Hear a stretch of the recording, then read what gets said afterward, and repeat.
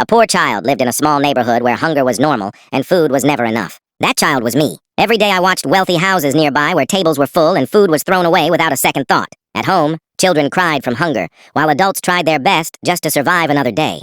I couldn't ignore it anymore, so I started taking small amounts of leftover food from the wealthy neighborhood. I never kept anything for myself. I always brought it back and shared it with the people in my community. It made them smile again, even if only for a little while. But I knew deep inside that what I was doing was still considered stealing. One night, everything went wrong. I was caught while taking food. Security grabbed me immediately, and I was dragged out in front of everyone. I was shaking and scared because I knew what would happen next. The wealthy residents called the police. They said I had been stealing for a long time. I was told I would be sent to jail. I stood there helpless, surrounded by people who looked at me like I was just a criminal. I tried to explain that I wasn't doing it for myself. I told them about the hungry children and families waiting back home. But no one listened at first. They only saw a poor child who stole from them. The next day in court, everything felt cold and hopeless. I thought my story didn't matter anymore. I thought I would be punished and forgotten. But something unexpected happened. People from my community came forward. Not just a few, but many of them. Parents, children, and elders stood together outside the court.